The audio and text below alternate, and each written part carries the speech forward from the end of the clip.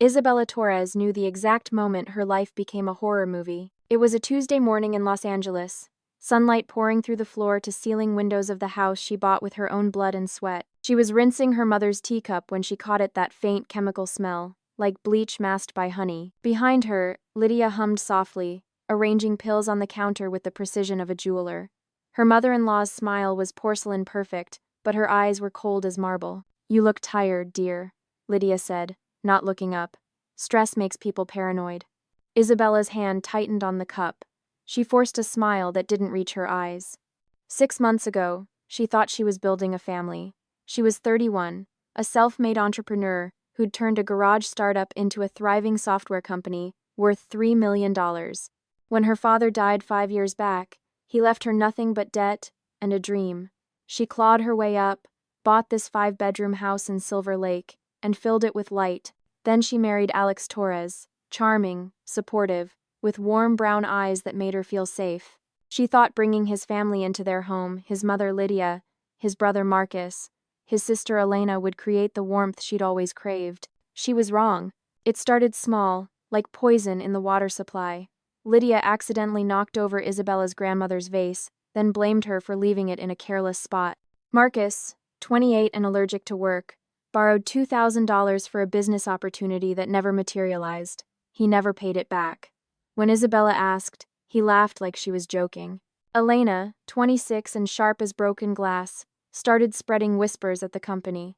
Casual comments to employees about Isabella's erratic behavior and questionable decisions. Within weeks, her team started questioning her leadership. And Alex? At first he defended her, then his defenses got quieter, then they stopped altogether. Now he barely looked at her during dinner. Isabella learned to read silence the way sailors read storms. She noticed how they gathered in the kitchen when they thought she was working, how their laughter died when she entered a room, how her mother, Rosa, 65 and recovering from a heart attack, was slowly being erased from the family she was supposed to be part of. Rosa wasn't allowed at family dinners anymore. Lydia said it was too stressful for her heart. Rosa ate alone in her room, accepting the pills Lydia brought her with shaking hands, growing weaker by the day. One night, Isabella couldn't sleep. The house felt wrong, like the walls were holding their breath. She walked to the kitchen for water and heard voices drifting through the partially open window. Lydia's whisper was venomous in the dark. "Just be patient. We'll wear her down, then take over the company." Alex's response was barely audible. "What if she finds out?" "She won't. She's too trusting, too soft." Isabella's blood turned to ice. She told herself she'd misheard, that it was just paranoid exhaustion, that her husband wouldn't conspire against her in the house she built. But doubt is a seed that grows in darkness. She started watching, really watching, the way Marcus eyed her computer when she left the room, the way Elena's smile never reached her eyes, the way Lydia touched Alex's shoulder with a familiarity that felt wrong, whispering things that made him nod like a puppet, the way her mother was fading. Rosa had always been strong, even after the heart attack, but now her hands trembled when she held a fork. Her eyes were glassy, distant. She slept 16 hours a day. Isabella sat beside her one afternoon, holding her mother's paper-thin hand. "Mom, do you feel okay? Really?" Rosa's eyes flickered with something fear, maybe, or warning, but Lydia appeared in the doorway like smoke, that perfect smile fixed in place. "Don't tire her out, Isabella. She needs her rest." That night, Isabella waited until the house was silent. She crept into her mother's room and found the pill bottles Lydia had been administering. The labels said vitamin B complex and heart health supplement. She poured one pill onto a tissue and dripped water on it. The liquid turned black, eating through the paper like acid. Her stomach lurched. She grabbed her phone, hands shaking, and photographed everything. Then she checked the other bottles. Same thing, same slow poison, diluted just enough to look like natural decline. They were killing her mother. Isabella sat on the bathroom floor, hands pressed over her mouth to keep from screaming. Her reflection stared back from the mirror, pale, shocked, shattered. Then something else flickered across her face. Something cold and sharp and utterly calm. She thought about her father, who'd taught her that the world respects strength, not surrender. She thought about the company she built from nothing. She thought about every time she'd smiled through their cruelty, trying to keep the peace. She was done keeping peace with monsters. Over the next week, Isabella played her role perfectly. She pretended to be depressed, distracted, easier to manipulate. She let Marcus borrow another $500. She apologized to Elena for imaginary slights. She smiled at Lydia and accepted her concern about being overwhelmed. But behind the mask, she was moving pieces on a chessboard they couldn't see. She installed hidden cameras in every room, disguised as smoke detectors. She hired a private investigator, a retired detective named Sarah Chen, who didn't ask unnecessary questions. And late one night, she finally unlocked Alex's phone while he slept. What she found made her want to vomit. Text messages, hundreds of them, but not to a mistress. To Elena, "Can't wait to have you again. She suspects nothing. Once we have the company, we can finally be together. Lydia says 2 more weeks. Stay patient, my love." Isabella's world tilted sideways. Her husband was sleeping with his own sister, and they were planning to take everything she'd built. She set the phone down carefully, every movement precise. Her hands didn't shake anymore. They wanted her weak. They wanted her broken. Instead, they'd just taught her how to fight. The war was coming, and Isabella Torres didn't plan to lose. Isabella became a ghost in her own home. For 3 days, she moved through the house installing cameras so small they looked like screw heads, one in the kitchen vent, one behind the living room mirror, one disguised as a smoke detector in her mother's bedroom. Each tiny lens captured everything, every whisper, every stolen glance, every moment they thought no one was watching. She worked at night while they slept, her hands steady as a surgeon's. This wasn't rage anymore. This was surgery. At breakfast on Thursday, Lydia noticed Isabella staring at her coffee cup, unmoving. Her mother-in-law's smile sharpened like a knife. "You look so fragile lately, dear. Maybe you should see someone." Alex nodded, reaching for Isabella's hand with practiced concern. "Therapy might help. You've been under so much stress." Isabella looked up slowly, her eyes empty as a doll's. "I already have help. His name is Detective Harris." The room went silent.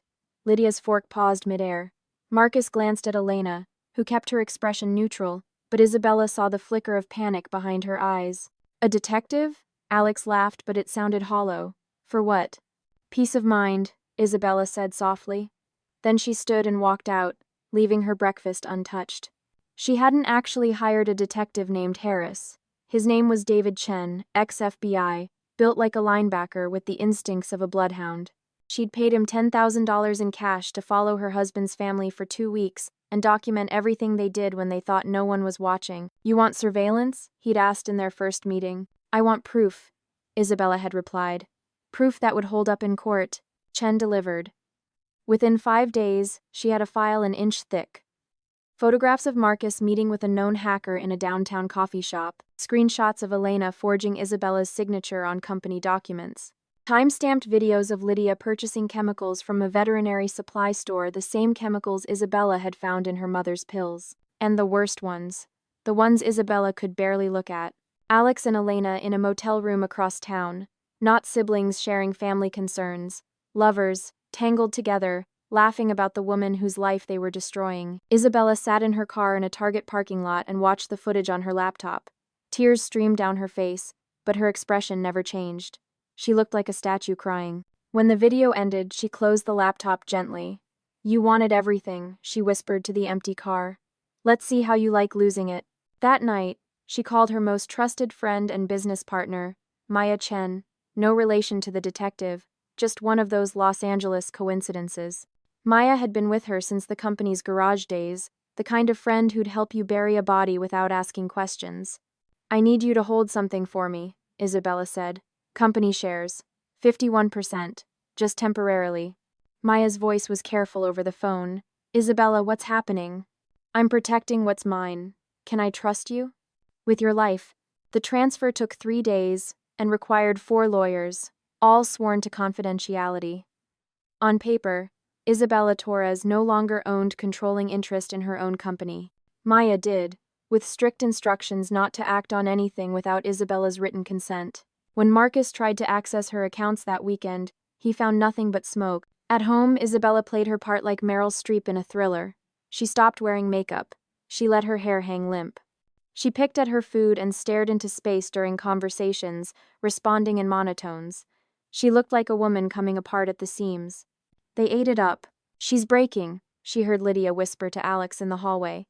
"Another month and we can move on the company transfer." Isabella sat in her room and watched the footage on her laptop, her face bathed in blue light. Every word they spoke was recorded, every cruel laugh, every moment they celebrated her supposed weakness. She was building a case like a lawyer builds a closing argument, brick by brick, fact by fact, crime by crime. Marcus made his move on a Tuesday night. Isabella's company system alert pinged at 2 in the morning, unauthorized access attempt from inside the house. She watched on her laptop as Marcus sat in the home office, fingers flying across a keyboard, trying to transfer funds from the company accounts to an offshore bank. He had no idea the FBI was already parked outside. Isabella had tipped them off 3 days earlier, providing evidence of the hacking conspiracy. When Marcus finally broke through what he thought was the firewall, federal agents walked through the front door with a warrant. His scream woke the whole house. Isabella came downstairs in her bathrobe, playing confused and frightened, as agents handcuffed Marcus and read him his rights. Lydia tried to intervene, claiming it was a misunderstanding, but the lead agent wasn't interested. "Ma'am, we have evidence of conspiracy to commit wire fraud. Your son is coming with us." As they dragged Marcus out, still screaming about his rights, Isabella caught Elena's eye across the foyer. For just a second, the mask slipped, and Isabella saw pure hatred there. Good. Let them feel cornered. Cornered animals make mistakes. The next morning, Chen called with information that made Isabella's blood run cold, then boil. "You need to hear this," he said. "Elena Torres isn't who she says she is." Isabella listened as he explained what he'd uncovered. Elena wasn't Alex's sister at all. She was Lydia's illegitimate daughter from an affair with a con artist named Vincent Ruiz, a man who'd served time for financial fraud before disappearing into Mexico 15 years ago. The Torres family wasn't a family. It was a criminal enterprise, built on lies and held together by greed. And they'd chosen Isabella as their mark because of something that happened long before she ever met Alex. "Your father," Chen continued, "Richard Torres. He had a business partner in the 90s who embezzled from their startup. He pressed charges, and she served 3 years." Isabella's hands went numb. "Who was she?" "Lydia Reeves. She changed her last name to Torres later, probably to seem more respectable. But she never forgot what your father did to her." The pieces fell into place like shattered glass forming a picture. This wasn't just about money. This was revenge, planned for decades, executed with surgical precision. They'd sent Alex to seduce her. They'd poisoned her mother. They'd tried to steal her company. All to destroy the daughter of the man who'd destroyed Lydia's life. Isabella sat in her kitchen as dawn broke over Los Angeles, watching the sunrise paint her walls gold. The house that had felt like a prison now felt like a fortress, because now she knew everything, and she was ready to burn their world down. Isabella watched Lydia's performance from the kitchen doorway. Her mother-in-law sat on the living room couch, dabbing her eyes with a tissue, telling Alex how devastated she was about Marcus's arrest. But Isabella had spent months learning to read the language beneath the words, and what she saw wasn't grief. It was panic. Lydia's hands trembled when she thought no one was looking. Her eyes darted to the front door every time a car passed outside. She was calculating escape routes, contingency plans, wondering how much Isabella actually knew. Not enough, Lydia probably thought. Not yet. Isabella let her think that for 3 more days. Then she made her move. "I want to fix this," Isabella announced at breakfast, her voice soft and defeated. "All of it. I know things have been horrible, and maybe some of it's my fault. I want us to be a family again." Lydia's eyes narrowed, suspicious. But Alex jumped at the olive branch like a drowning man grabbing a rope. "Bella, you mean that?" Isabella touched his hand gently, swallowing the revulsion. "I mean it. Let's have dinner Friday night. All of us. A fresh start." She spent 2 days preparing. The dining room looked like something from a magazine: candles, flowers, her grandmother's china. She cooked Alex's favorite meal, opened a bottle of expensive wine, and smiled until her face hurt. When they sat down Friday evening, Lydia was still wary, but Elena looked smug. They thought they'd won. They thought Isabella had finally broken. Isabella poured the wine herself, making sure everyone's glass was full. She'd added something special to Lydia and Alex's drinks, a mild sedative, barely enough to make them drowsy and loose-lipped, purchased from a shady pharmacy with cash. Not enough to hurt them, just enough to make them careless. Nothing illegal ever left a permanent trail if you were smart about it. They drank. They ate. And slowly, the atmosphere shifted. Lydia's shoulders relaxed. Alex laughed at his own jokes. The wine kept flowing, and Isabella kept pouring, barely touching her own glass. After dinner, Elena followed Isabella into the kitchen. The younger woman's smile was sharp as broken glass. You think hosting a nice dinner fixes everything? Elena leaned against the counter, arms crossed. You think we're just going to forget you got Marcus arrested? Isabella rinsed a plate, her back to Elena. I didn't get Marcus arrested. Marcus got himself arrested. You set him up. I protected what's mine. Elena laughed, bitter and sharp. What's yours? You really think you're smarter than us? You think you've won? Isabella turned slowly, drying her hands on a towel. Her eyes were calm, but something predatory moved behind them. She stepped closer, close enough that Elena had to look up to meet her gaze. No, Isabella said quietly. I don't think I'm smarter than you. I'm just quieter. For the first time, she saw uncertainty flicker across Elena's face. The younger woman's confidence wavered like a candle in wind. You have no idea what we're capable of, Elena hissed. Lydia will destroy you. She's destroyed bigger people than you. Is that right? Isabella's voice was silk over steel. Tell me, does Alex know you're not actually his sister? Elena's face went white. The glass in her hand wobbled. Isabella smiled, and it was the coldest thing Elena had ever seen. Lydia's illegitimate daughter with a con artist named Vincent Ruiz, currently hiding in Mexico. I know everything, Elena. Every lie, every secret, every crime. Elena tried to recover, but it was too late. The mask had cracked. You can't prove that, can't I?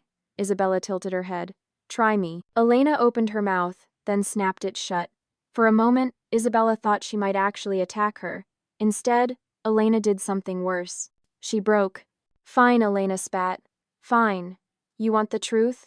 Lydia's my mother. She had me when she was young and stupid, gave me to her sister to raise, then took me back when she needed someone to help her destroy you. Alex isn't my brother. He's just another mark. Another tool.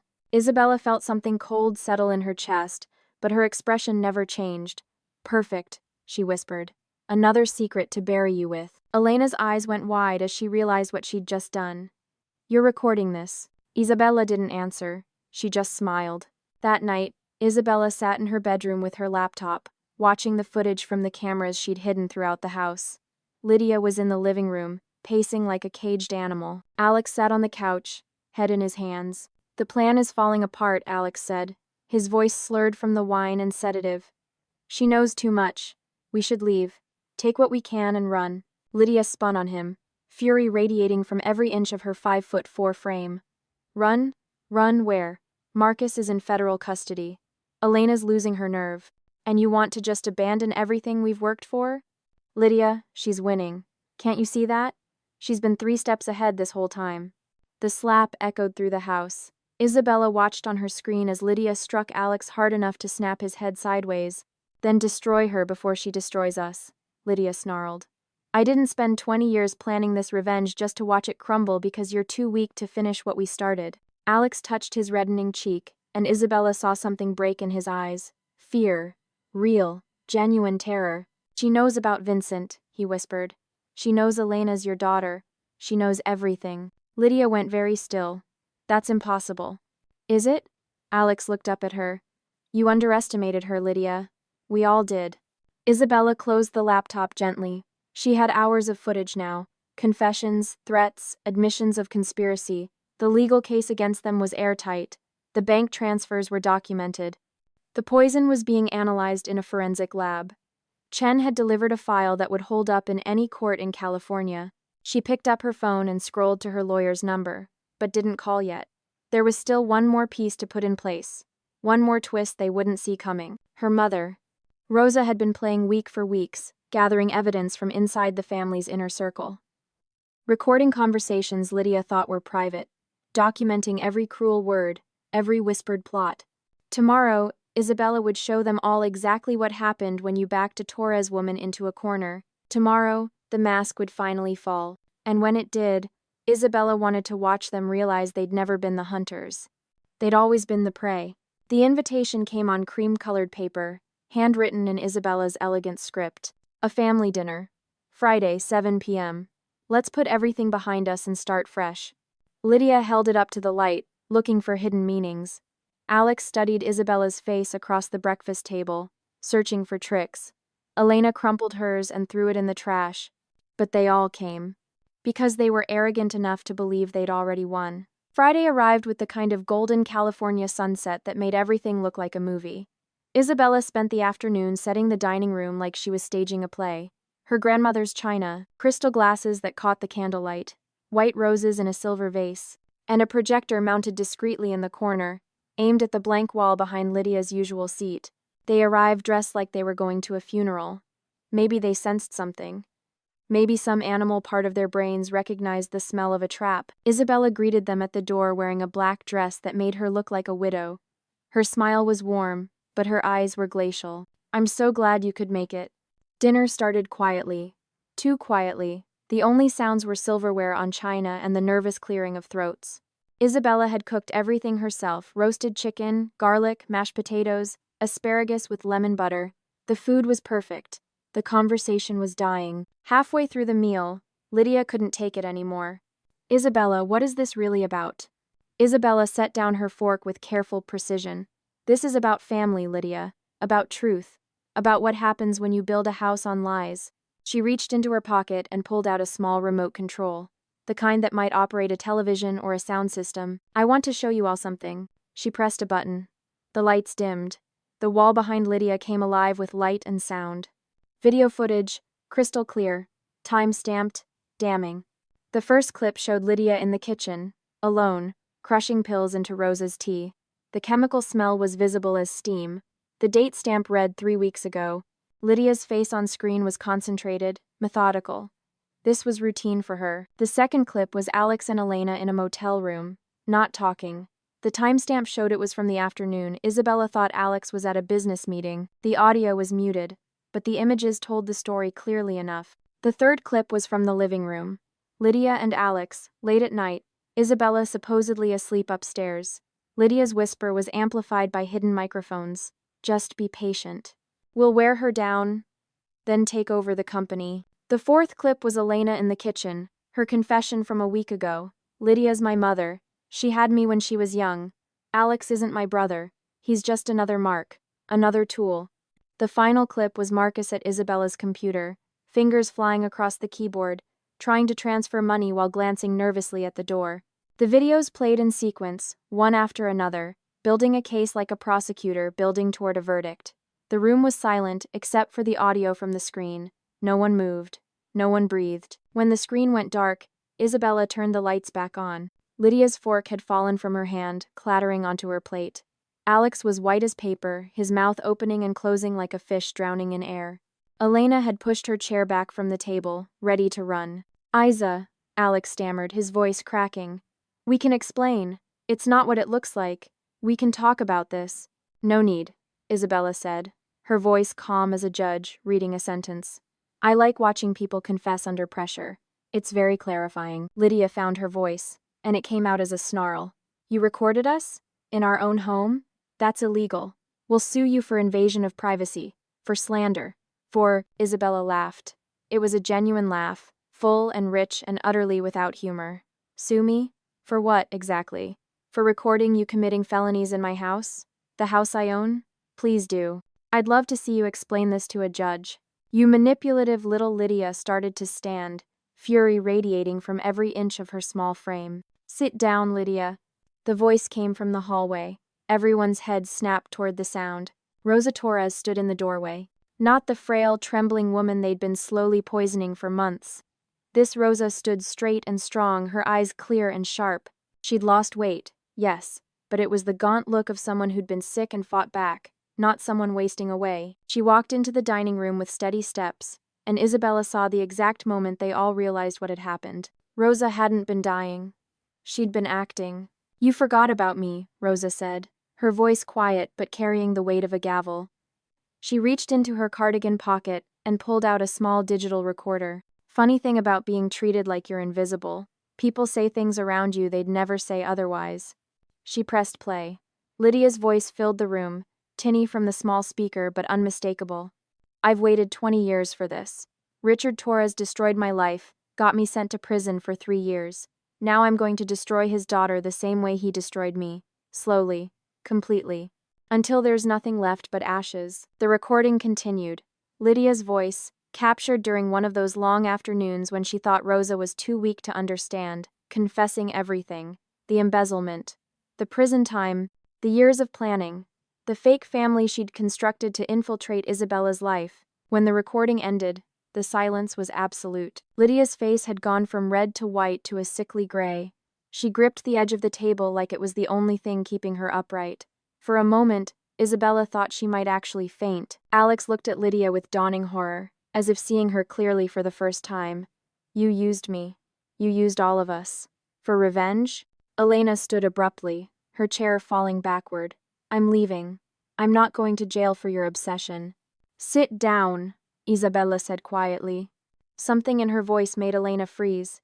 Isabella picked up her phone and pressed a button. Sirens sounded in the distance, growing closer. "The police are already on their way," Isabella said. "Detective Chen has been building this case for weeks. Attempted murder, conspiracy to commit fraud, identity theft. The DA is very interested in talking to all of you." Lydia finally moved. She lunged across the table toward Isabella, but Rosa stepped between them with surprising speed, holding up her hand. "Don't," Rosa said. "You've done enough." Lydia collapsed back into her chair and something broke in her. Not tears, something deeper. The realization that her 20 years of planning, her elaborate revenge, had turned to smoke in her hands. The doorbell rang. Red and blue lights flashed through the windows. Isabella stood and walked to the door, leaving them sitting at her table, surrounded by the ruins of their lies. She felt nothing but relief. The morning after the dinner, Isabella's house looked like a crime scene, because it was. 3 police cars lined the driveway, their lights painting the Spanish tiles red and blue. Neighbors stood on their lawns with coffee cups, watching officers lead Isabella Torres out in handcuffs. She didn't scream or fight. She walked with her head high, even as a female officer read her rights. Attempted murder, conspiracy to commit fraud, identity theft. The charges kept coming. Alex came next, stumbling between 2 detectives. He looked smaller somehow, like all the lies holding him together had collapsed. When he saw Isabella standing by the front door with Rosa, he tried to speak. "Isa, please. I never meant." She turned away. There was nothing left to say. Marcus was already in custody, still screaming about his rights from a holding cell downtown, but Elena had vanished. According to Detective Chen, she'd emptied her bank account at 3 in the morning and driven toward the Mexican border. They'd find her eventually. People always left trails. Isabella watched the cars pull away, taking her past with them. She felt Rosa's hand slip into hers, warm and alive and strong. "You okay, Mia?" Isabella squeezed her mother's hand. "I'm free." The divorce papers came the following week. Isabella signed them at her lawyer's office, her signature steady and clear, no hesitation, no second thoughts. She'd mourned this marriage months ago, back when she still thought it could be saved. The house went on the market 3 days later. She couldn't live there anymore. Every room held ghosts of who she used to be, that trusting woman who thought love could fix anything. She was smarter now. Harder. Better. The media got hold of the story within 48 hours. Silicon Valley entrepreneur exposes toxic in-laws murder plot. Woman outsmarts family conspiracy. Tech CEO becomes hero after escaping deadly marriage. The headlines made her sound like an action movie character. The reality had been quieter, lonelier, more terrifying than any reporter could capture. But Isabella didn't correct them. Let people think what they wanted. She had work to do. Her company exploded overnight. Investors who'd never returned her calls suddenly wanted meetings. Women's organizations asked her to speak. Her employee retention rate jumped to 97% after she held a company-wide meeting, explaining what had happened and promising that Elena's toxic influence was gone for good. 6 weeks after the arrests, Isabella sat in her new penthouse overlooking downtown Los Angeles. Floor-to-ceiling windows, minimalist furniture, no memories, just clean lines and open space. Maya sat across from her, drinking coffee from a mug that said "World's Okayest Boss." "You know what's wild?" Maya said. "Your company's valuation just hit 15 million. That's triple what it was before the scandal." Isabella smiled, but it didn't quite reach her eyes. "They tried to break me. They built me instead." Poetic justice. Maya raised her mug. To toxic people giving us origin stories, they clinked mugs, and for a moment, Isabella felt something like peace. Then Detective Chen called with information that almost made her laugh. We found something in Alex's background check, Chen said. His real name isn't Alexander Torres, it's Daniel Ruiz. Isabella's blood went cold. Ruiz. As in Vincent Ruiz? Elena's father? His nephew. Vincent was his uncle. And there's more.